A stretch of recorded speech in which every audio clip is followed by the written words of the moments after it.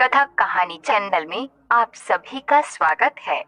अगर आपको इस तरह के वीडियो पसंद है तो कथा कहानी चैनल को सब्सक्राइब जरूर करें।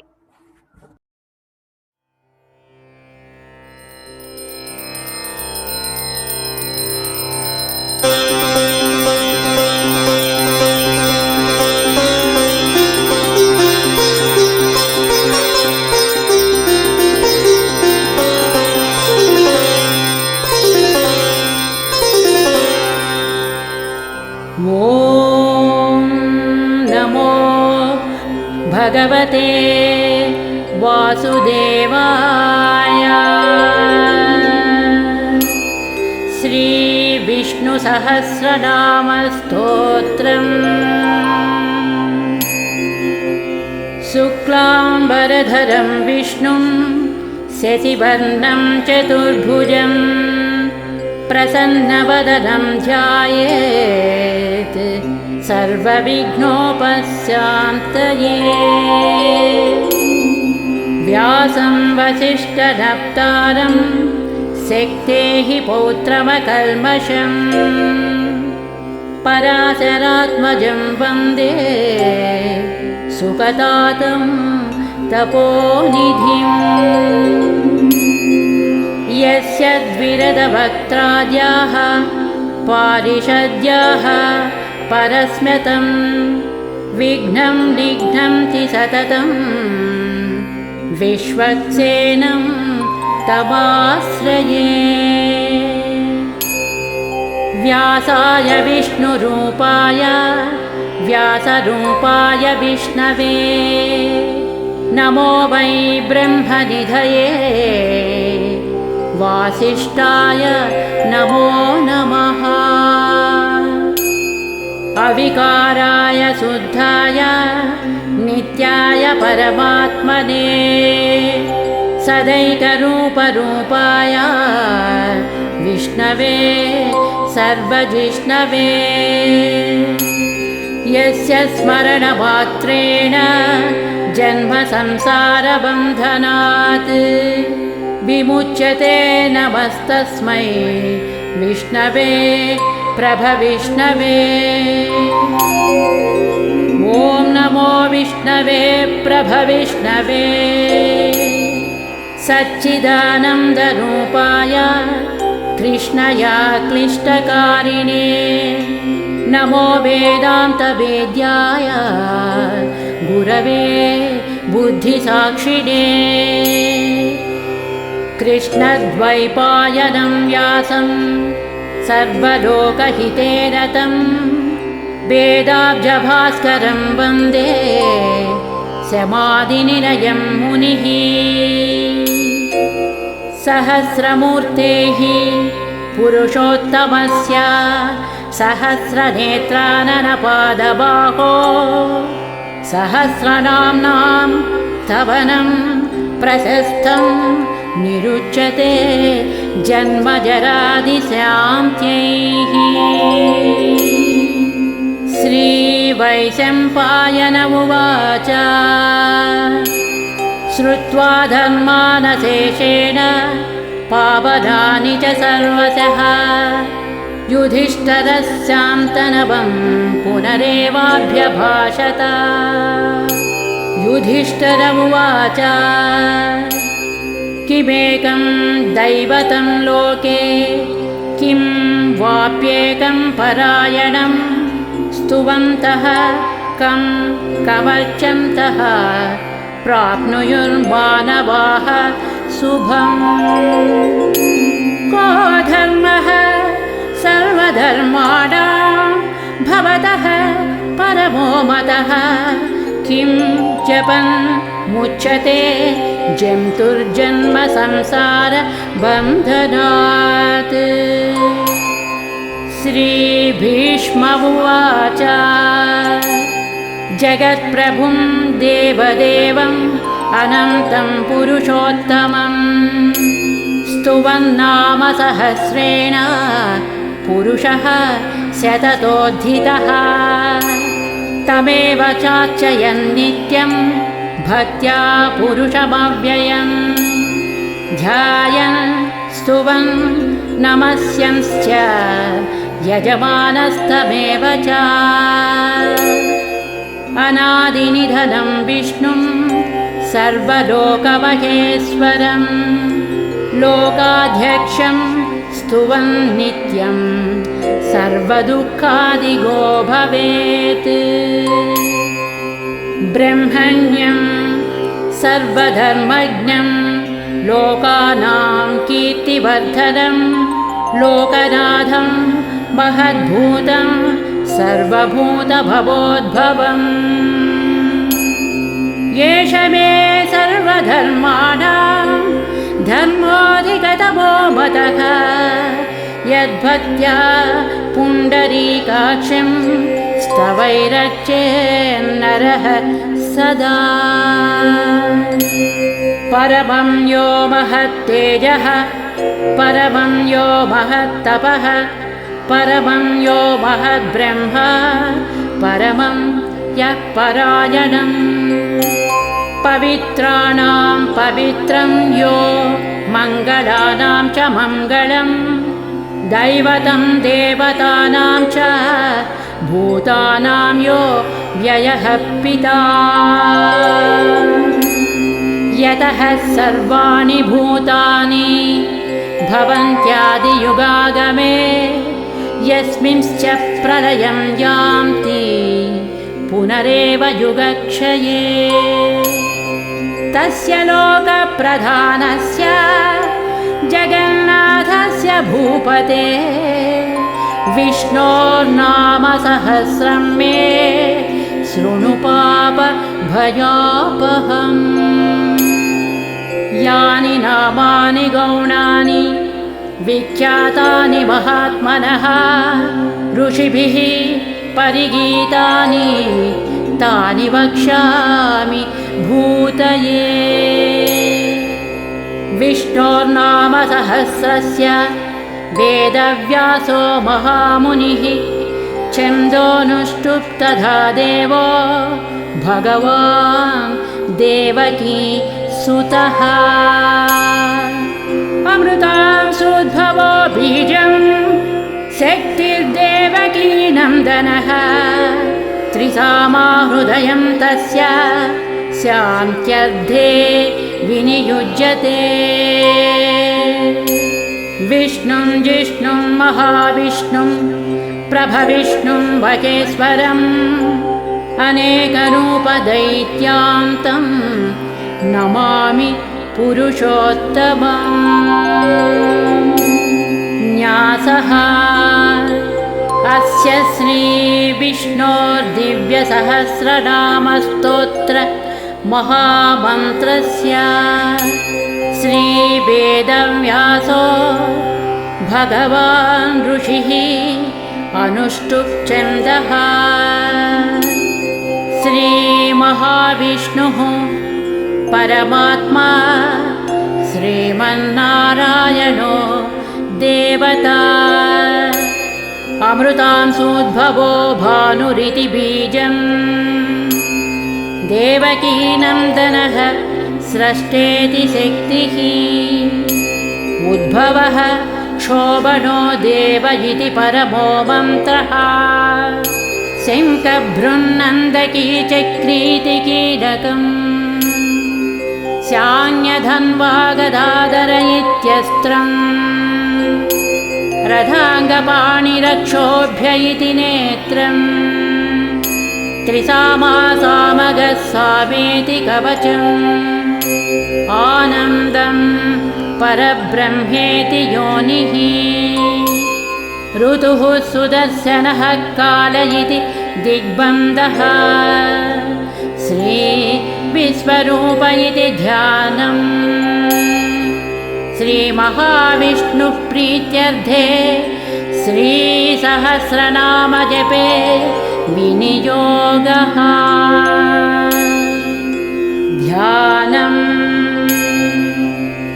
क्षीरोधन्वत्प्रदेशे शुचिमणिभिरसत्सैकते मौक्तिकानां मालाक्षुप्तासनस्थः स्फटिकमणिनिभैः मौक्तिकैर्मण्डिताङ्गः शुभ्रैरभ्रैरदभ्रैरुपरि विरचितैर्मुक्त पीयूषवर्षैः आनन्दीनः पुनीया दरिनलिनगदा शङ्खपाणिर्मुकुन्दः भूः पादौ यस्य नाभिर्वियदसुरनिलश्चन्द्रसूर्यौ च नेत्रे कर्णावासाः शिरोज्योर्मुखमपि दहनो यस्य वास्तेयमब्धिः अन्तःस्थं यस्य विश्वं सुरनरखगो भोगि गन्धर्वदैत्यैः चित्रं रम्यते तं त्रिभुवनवपुषं विष्णुमीशं नमामि। ॐ नमो भगवते वासुदेवाय। शान्ताकारं भुजगशयनं पद्मनाभं सुरेशं विश्वाधारं गगनसदृशं मेघवर्णं शुभाङ्गम् लक्ष्मीकान्तं कमलनयनं योगिहृद्ध्यानगम्यं वन्दे विष्णुं भवभयहरं सर्वलोकैकनाथम् मेघश्यामं पीतकौसेयवासं श्रीवत्साङ्गं कौस्तुभोद्भासिताङ्गं पुण्योपेतं पुण्डरीकायताक्षं विष्णुं वन्दे सर्वलोकैकनाथम्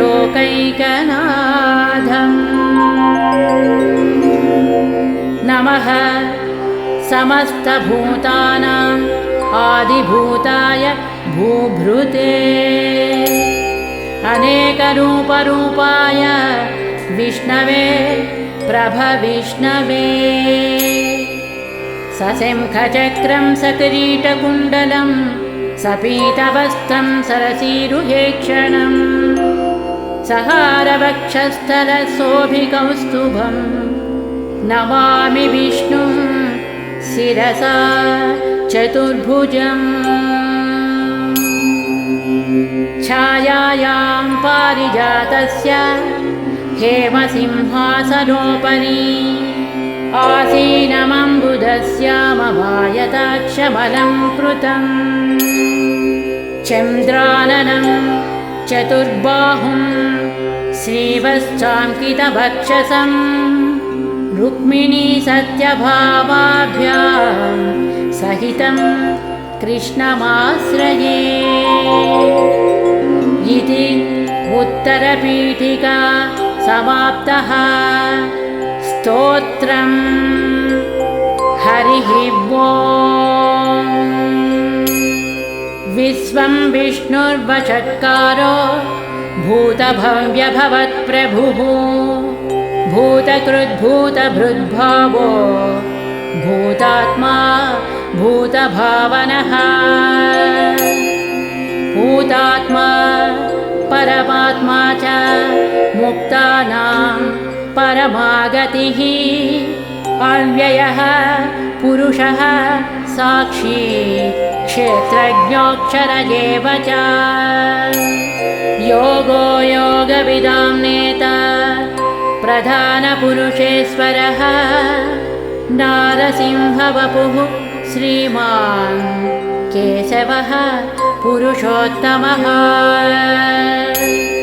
सर्वः सर्वः शिवः स्थाणुर्भूतादिर्निधिरव्ययः सम्भवो भावनो भर्ता प्रभवः प्रभुरीश्वरः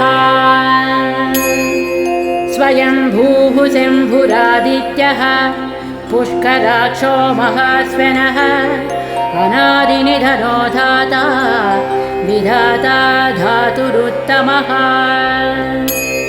अप्रमेयो हृषीकेशः पद्मनाभो अमरप्रभुः प्रभुः विश्वकर्मा मनुः स्वस्था स्थविष्टः स्थविरो ध्रुवः अग्राह्य शाश्वतः कृष्णो लोहिताक्षः प्रतर्दनः प्रभूतस्त्रिककुर्धाम पवित्रं मङ्गलं परम् ईशानः प्राणदः प्राणो ज्येष्ठः श्रेष्ठः प्रजापतिः हिरण्यगर्भो भूगर्भो माधवो मधुसूदनः ईश्वरो विक्रमी धन्वी मेधावी विक्रमः क्रमः अनुत्तमो दुरादर्शः कृतज्ञः कृतिरात्मवान् सुरेशः शरणं शर्म विश्वरेताः प्रजाभवः अहः संवत्सरो व्याळः प्रत्ययः सर्वदर्शनः अजः सर्वेश्वरः सिद्धः सिद्धिः सर्वादिरच्युतः वृषा कपिरमेयात्मा सर्वयोगविनिस्मृतः वसुर्वसुमनः सत्यः समात्मा संमितः समः अमोघः पुण्डरीकाक्षो वृषकर्मा वृषाकृतिः रुद्रो बहुशिरा बभ्रुर्विश्वयोनिः शुचिस्रवाः अमृतः शाश्वतः स्थाणुः वरारोः महातपाः सर्वगः सर्वविद्वानुर्विश्वक्सेनो जनार्दनः वेदो वेदविदव्यङ्गो वेदाङ्गो वेदवित्कविः लोकाध्यक्षः सुराध्यक्षो धर्माध्यक्षः कृताकृतः चतुरात्मा चतुर्व्यूहः चतुर्दंष्ट्रः चतुर्भुजः भ्राजिष्णुर्भोजनं भोक्ता सहिष्णुः जगदादिजः अनघो विजयो जेता विस्मयोनिः पुनर्वसुः उपेन्द्रो वामरः प्रांशु अमोघः शुचिरोज्जितः अतीन्द्रः संग्रहः सर्गो धृतात्मा नियमो यमः वेद्यो वैद्यः सदा योगी वीरः माधवो मधुः अतीन्द्रियो महामायो महोत्साहो महाबलः महाबुद्धिर्महावीर्यो महाशक्तिर्महाद्युतिः अनिर्देश्य वपुः श्रीमान् अमेयात्मा महादिदृत् महेश्वानो महीभक्त श्रीनिवासः सतां गतिः अनिरुद्धः सुरानन्दो गोविन्दो गोविदाम्पतिः मरीचिर्दमनो हंसः सुपर्णो भुजगोत्तमः हिरण्यनाभः सुतपाः पद्मनाभः प्रजापतिः अमृत्युः सर्वदृक्सिंहः संधाता सन्धिमान् स्थिरः अजो दुर्मर्शनः शास्ता विश्रुतात्मा सुरारिः गुरुर्गुरुतमो धामः सत्यः सत्यपराक्रमः निमिषो निमिषः स्रग्मि वाचस्पति रुदारधी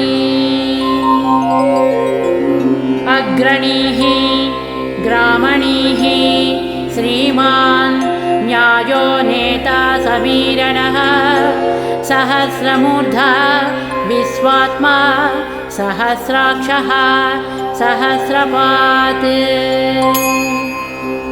आवर्तनो निवृत्तात्मा संवृतः संप्रमर्दनः अहः संवर्तको वह्निः अनिलो धरणीधरः सुप्रसादः प्रसन्नात्मा विश्वदृग्विश्वभुग्विभुः सत्कर्ता सत्कृतः साधुः जह्नुर्नारायणो नरः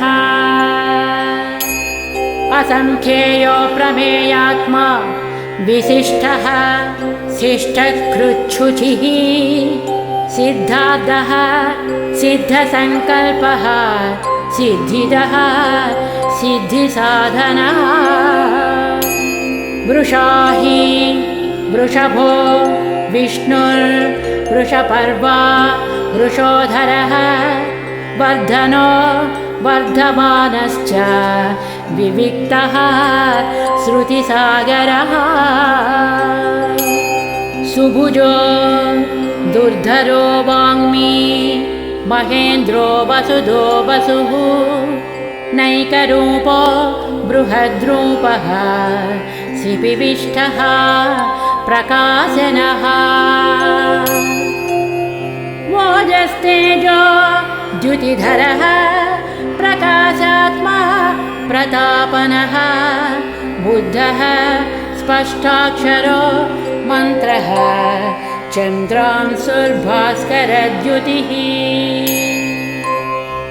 अमृतांशुद्भवो भानुः शशिबिन्दुः सुरेश्वरः औषधं जगतः सेतुः सत्यधर्म पराक्रमः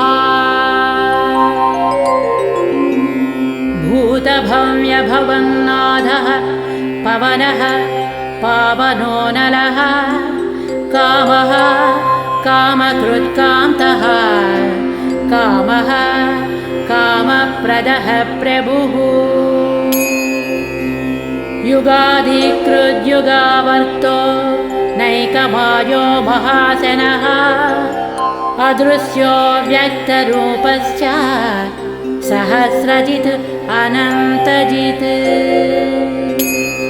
शिष्टो विशिष्टः शिष्टेष्टः शिखण्डी नहुषो वृषः क्रोधः क्रोधकृत्कर्ता विश्वबाहुः महीधरः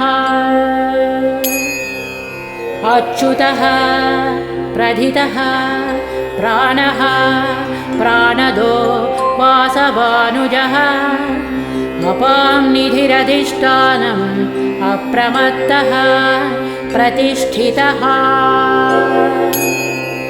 स्कन्दः स्कन्दधरो दुर्यो वरदो वायुवाहनः वासुदेवो बृहद्भानुः आदिदेवः पुरन्दरः अशोकस्तारणस्तारः शूरः सौरिजनेश्वरः अनुकूलः शतावर्तः पद्मी पद्मनिवेक्षणः पद्मनाभो अरविन्दाक्षः पद्मगर्भः शरीरभृत् महर्धिः रुद्धो वृद्धात्मा महाक्षो गरुडध्वजः अतुलः शरभो भीमः समयज्ञो हविर्हरिः सर्वलक्षणलक्षण्यो लक्ष्मीवान् समतिञ्जियः अक्षरो रोहितो मार्गो हेतुर्दामोदरः सः महीधरो महाभागो वेगवान् अमिताशनः उद्भवः क्षोभनो देवः श्रीगर्भः परमेश्वरः करणं कारणं कर्ता विकर्ता गहनो गुहः व्यवसायो व्यवस्थानः संस्थानः स्थानदो ध्रुवः परधिः परमस्पष्टः तुष्टः पुष्टः शुभेक्षणः रामो विरामो विरजो मार्गो नेयो नयो नयः वीरः शक्तिमतां श्रेष्ठो धर्मो धर्मविदुत्तमः वैकुण्ठः पुरुषः प्राणः प्राणदः प्रणवः पृथुः हिरण्यगर्भः शत्रुभ्यो व्याप्तो वायुरधोक्षजः ऋतुः सुदर्शनः कालः परमेष्टि परिग्रहः उग्रः संवत्सरो दक्षो विश्रामो विश्वदक्षिणः विस्तारः स्थावरः स्थाणुः प्रमाणं बीजमव्ययम् अर्धोऽनर्धो महाकोशो महाभोगो महाधनः अनिर्विण्णः स्थविष्ठो भूः धर्मयूपो महामकः नक्षत्रनेमि नक्षत्री क्षमः क्षामः समीहनः यज्ञयुज्यो महेज्यस्य क्रतुः सत्रं सतां गतिः सर्वदर्शी विमुक्तात्मा सर्वज्ञो ज्ञानमुत्तमम् सुव्रतः सुमुखः सूक्ष्मः सुघोषः सुखदः सुहृत् मनोहरो जितक्रोधो वीरबाहुर्विदारणः स्वापनः स्ववसो व्यापी नैकात्मा नैककर्मकृत् वश्चरो वश्चरो वश्ची रत्नगर्भो धनेश्वरः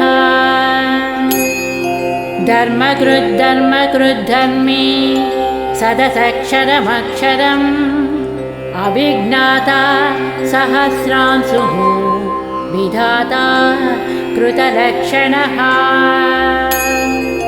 गभस्तिनेमिः सत्त्वस्थः सिंहो भूतमहेश्वरः आदिदेवो महादेवो देवेशो देवभृद्गुरुः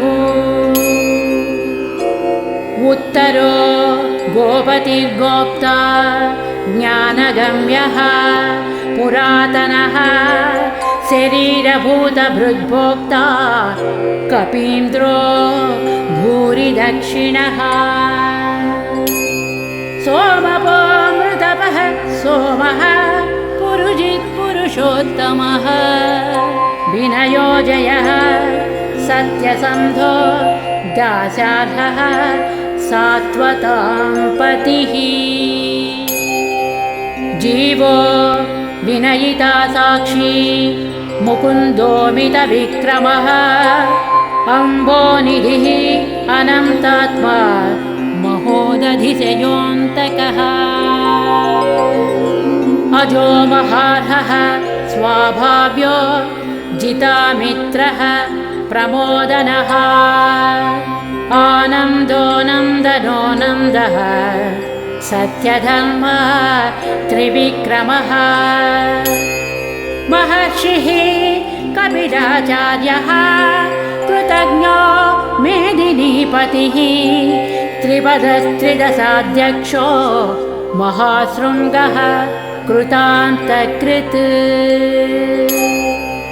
महावराहो गोविन्दः सुषेणः कनकाङ्गदी गुह्यो गभीरो गहनो गुप्तश्चक्रगदाधरः वेदाः स्वाङ्गोदितः कृष्णो दृढः सङ्कर्षणोच्युतः वरुणो वारुणो वृक्षः पुष्कराक्षो महामनाः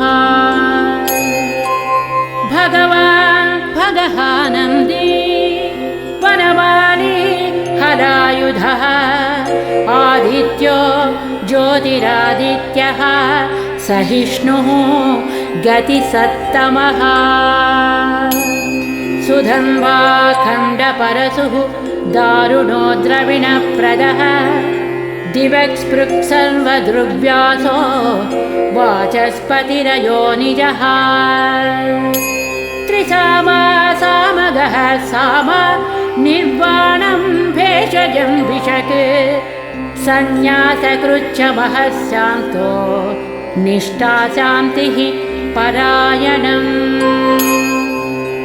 शुभाङ्गः शान्तिदः स्रष्टा कुमुदः कुवलेशयः गोहितो गोपतिर्गोप्ता वृषभाक्षो वृषप्रियः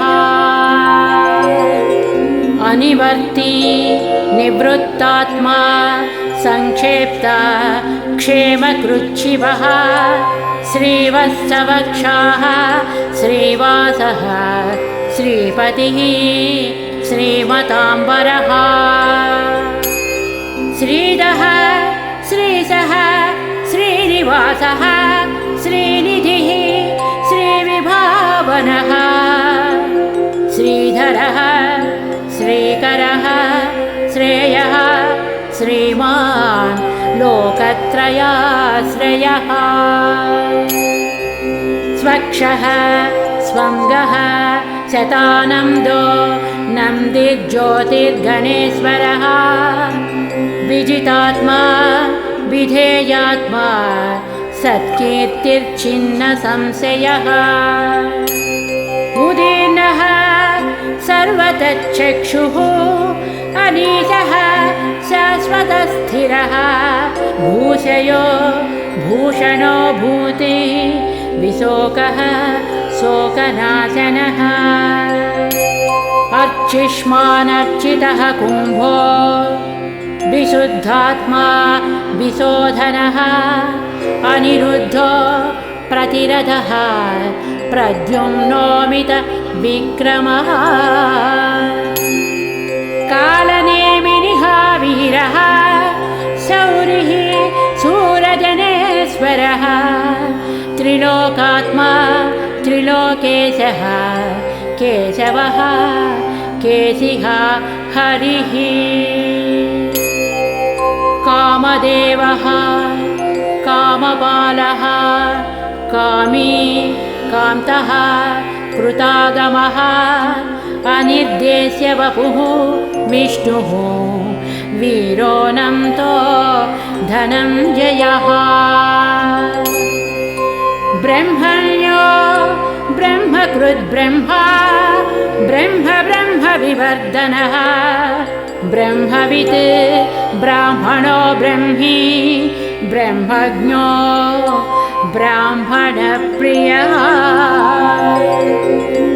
महाक्रमो महाकर्मा महातेजा महोरगः महाक्रतुः महायज्वा महायज्ञो महाहविः स्तव्यः स्तवप्रियः स्तोत्रं स्तुतिः स्तोतारणप्रियः पूर्णः पूरयिता पुण्यः पुण्यकीर्तिरनामयः मनोजवस्थितकरो वसुरेता वसुप्रदः वसुप्रदो वासुदेवो वसुर्वसुमना हविः सद्गतिः सत्कृतिः सत्ता सद्भूतिः सत्परायणः शूरसेनो यदुश्रेष्ठः सन्निवासः सुयामुनः भूतावासो वासुदेवः सर्वासुनिरयो नरः दर्पः दर्पदो दृप्तो दुर्धरोधा पराजितः विश्वमूर्तिः महामूर्तिः दीप्तमूर्तिरमूर्तिमान् अनेकमूर्तिरव्यक्तः शतमूर्तिः शताननः एकोनैकः स्तवः कः किं यत्तत्पदमनुत्तमम् लोकबन्धुर्लोकनाथो माधवो भक्तवत्सलः सुवर्णवर्णो हेमाम्बो वराङ्गश्चन्दनाङ्गदी वीरः विषयः शून्यो घृतासीरचलश्चलः अमानीमानदो मान्यो लोकस्वामी त्रिलोकधृक् सुमेधा मेधजो धन्यः सत्यमेधा धराधरः तेजो वृषो द्युतिधरः सर्वशस्त्रभृताम्बरः प्रग्रहो निग्रहो व्यग्रो नैकशृङ्गो गदाग्रजः चतुर्मूर्तिः चतुर्बाहुः चतुर्व्यूहश्चतुर्गतिः चतुरात्मा चतुर्भावः चतुर्वेदविदेकपात् समावर्तो निवृत्तात्मा दुर्जयो दुरतिक्रमः दुर्लभो दुर्गमो दुर्गो दुरावासो दुरारिः शुभाङ्गो लोकसारङ्गः स्तुतन्तु वर्धनः इन्द्रकर्मा महाकर्मा कृतकर्मा कृतागमः उद्भवः सुन्दरः सुन्दो रत्ननाभः सुलोचनः अर्को वाजसनः शृङ्गी जयन्तः सर्वविजयी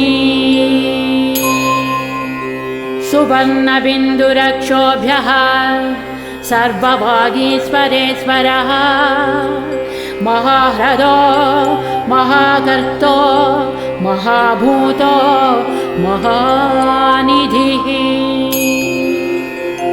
कुमुदः कुन्दरः कुन्दः पर्जन्यः पावनोऽनिलः अमृतांसोऽमृतवपुः सर्वज्ञः सर्वतो मुखः सुलभः सुव्रतः सिद्धः शत्रुजित्शत्रुतापनः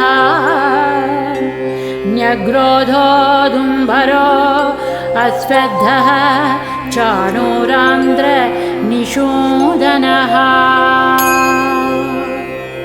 सहस्रार्चिः सप्तजिह्वाः सप्तैधाः सप्तवाहनः अमूर्तिरनघोचिन्त्यो भयकृद्भयनाशनः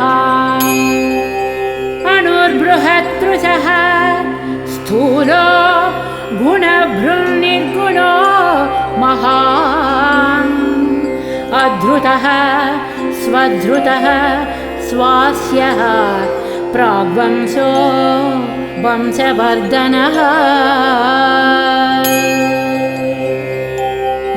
भारभृत्कथितो योगी योगीशः सर्वकामदः आश्रमः श्रमणः क्षामः सुपर्णो वायुवाहनः धनुर्धरो धनुर्वेदो दण्डो दमयिता दमः अपराजितः सर्वसहो नियन्ता नियमो यमः सत्यवान् सात्विकः सत्यः सत्यधर्मपरायणः अभिप्रायः प्रियार्होषः प्रियकृत् प्रीतिवर्धनः विहाय च गतिर्ज्योतिः सुरुचिर्हुतभुग्विभुः रविर्विलोचनः सूर्यः सविता रविलोचनः अनन्तो हुतभुग्भोक्ता सुखदो नैकदोऽग्रजः अनिर्विण्णः सदामर्षि लोकाधिष्ठानमद्भुतः सनत्सनातनतमः कपिलः कपिलव्ययः स्वस्तिदः स्वस्तिकृत् स्वस्ति स्वस्तिभुक् स्वस्ति दक्षिणः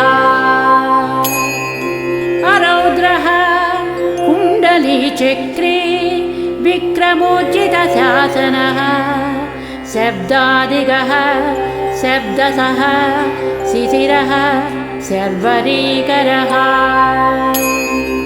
अक्रूरः पेशलो दक्षो दक्षिणः क्षमिणाम्बरः विद्वत्तमो वीतभयः पुण्यश्रवणकीर्तना उत्तारणो दुष्कृतिः पुण्यो दुःस्वप्ननाशनः वीरः रक्षणः सन्तो जीवनः पर्यवस्थितः अनन्तरूपोऽनन्तश्रीर्जितमन्युर्भयापहः चतुरस्रो गभीरात्मा विदिशो व्याधिशो दिशः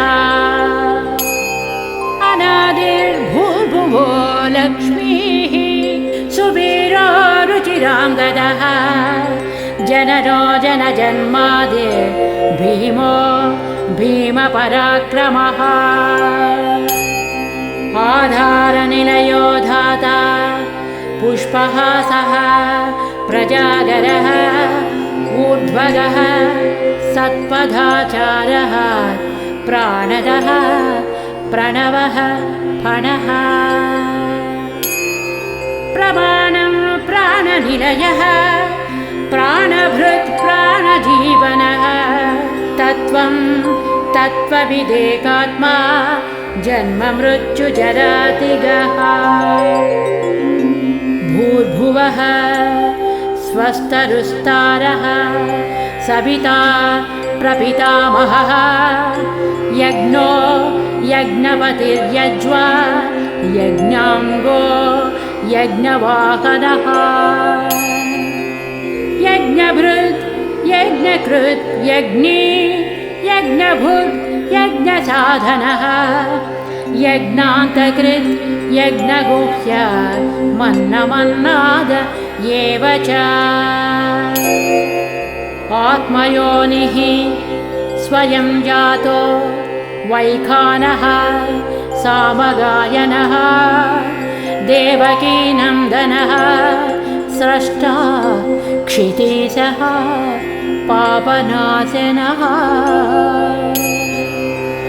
शङ्खभृन्नन्दकी चक्री शाङ्गधन्वा गदाधरः रथाङ्गपाणिरक्ष्योभ्यः सर्वप्रहरणायुधः श्रीसर्वप्रहरणायुध ॐ नमः इति। वनमाली गदी सारङ्गी सिंही चक्री च नन्दकी। श्रीमान् नारायणो विष्णुः वासुदेवोऽभिरक्षतु।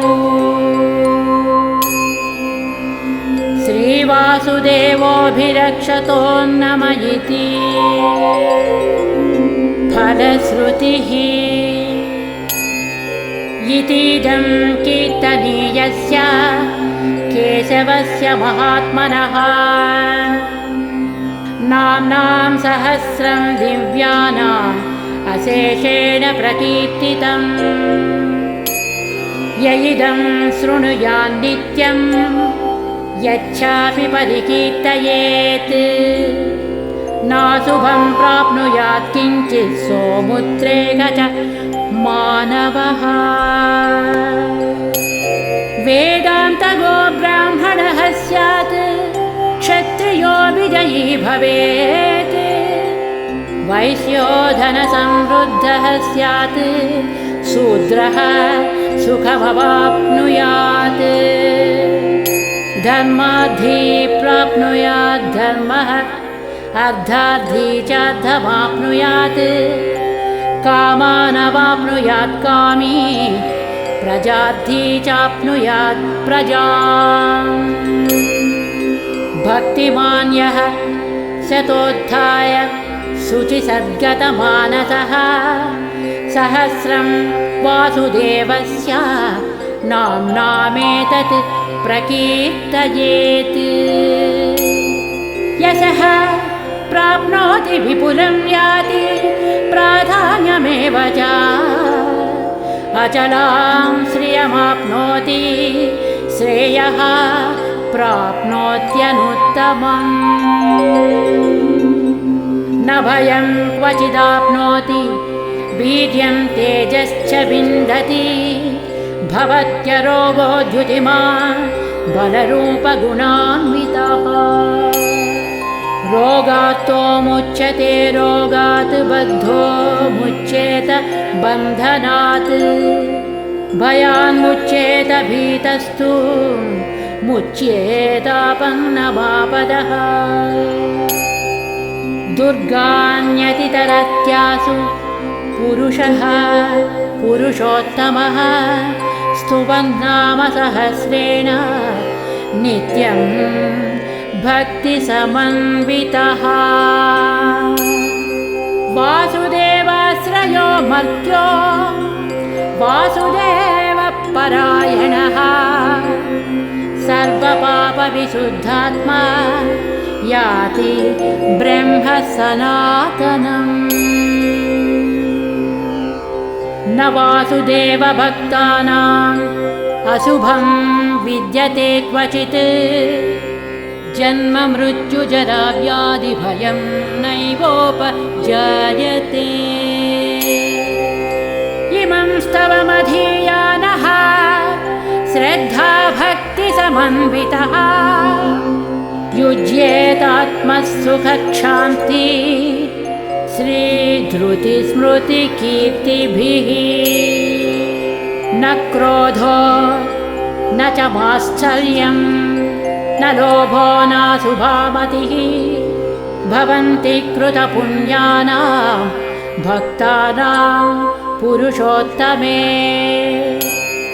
द्यौः सच्चन्द्रार्कनक्षत्रा खं दिशो भूर्महो दधिः।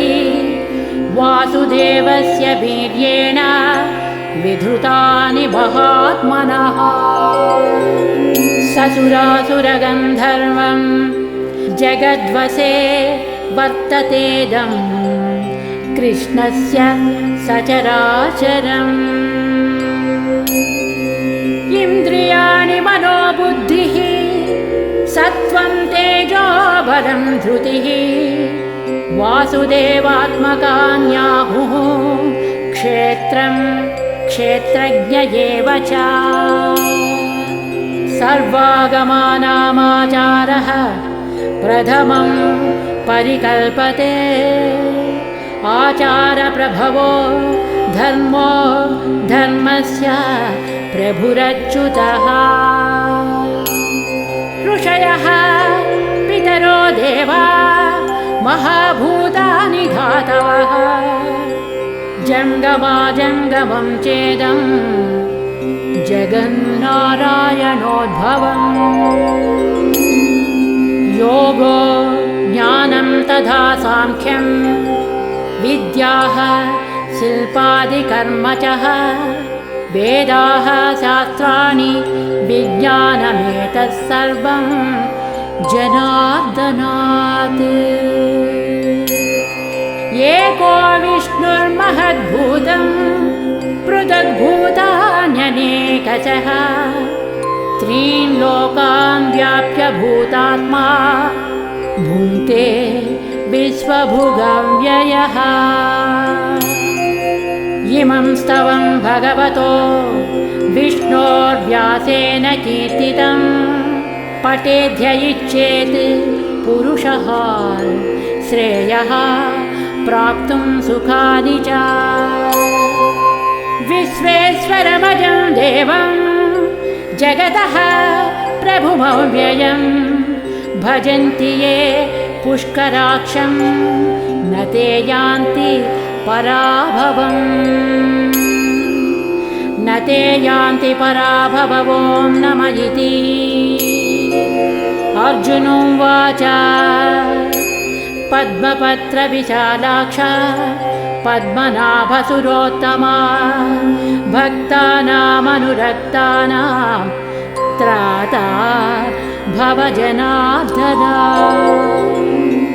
श्रीभगवानुवाच यो मां नाम सहस्रेण स्तोतुमिच्छति पाण्डव सोऽहमेकेन श्लोकेन स्तुत एव न संशयः ॐ नमः इति व्यास उवाच वासनाद्वासुदेवस्य वासितं भुवनत्रयं सर्वभूतनिवासोऽसि वासुदेव नमोऽस्तु ते श्रीवासुदेव नमोऽस्तु ॐ नमः इति पार्वत्युवाच केनोपायेन लघुना विष्णोर्नाम सहस्रकं पठ्यते पण्डितैर्नित्यं श्रोतुमिच्छाम्यहं प्रभो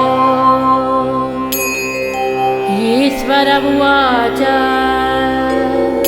श्रीराम राम रामेति रमे रामे मनोरमे सहस्रनाम तत्तुल्यं रामनाम वरानने श्रीरामनाम वरानन ॐ नमः इति ब्रह्मोवाच नमोऽस्त्वनन्ताय सहस्रमूर्तये सहस्रपादाक्षि शिरोरुबाकवे सहस्रनाम्ने पुरुषाय शाश्वते सहस्रकोटि युगधारिणे नमः सहस्रकोटि युगधारिण ॐ नमः इति संजय उवाच यत्र योगीश्वरः कृष्णो यत्र पार्थो धनुर्धरः तत्र श्रीर्विजयो भूति ध्रुवा नीतिर्मतिर्मम श्रीभगवानुवाच अनन्याश्चिन्तयन्तो मां ये जनाः पर्युपासते तेषां नित्याभियुक्तानां योगक्षेमं वहाम्यहम् परित्राणाय साधूनां विनाशाय च दुष्कृतां धर्मसंस्थापनार्थाय सम्भवामि युगे युगे आर्ता विषण्णाः शिथिलाश्च भीता घोरेषु च व्याधिषु वर्तमानाः संकीर्त्य नारायणशब्दमात्रं विमुक्तदुःखा सुखिनो भवन्तु। कायेन वाचा मनसेन्द्रियर्वा बुद्ध्यात्मना वा प्रकृते स्वभावात् करोमि यद्यत् सकलं परस्मै नारायणायेति समर्पयामि। ॐ तत्सत् इति श्रीमहाभारते शतसाहस्रिकायां संहितायां वैयासिक्याम् अनुशासनपर्वान्तर्गत अनुशासनिकपर्वणि मोक्षद्वारे भीष्मयुधिष्ठिरसंवादे श्रीर्विष्णोर्दिव्य सहस्रनामस्तोत्रम् नामैकोनपञ्चशताधिकशततमोऽध्यायः। इति श्री विष्णुसहस्रनामस्तोत्रं समाप्तम्।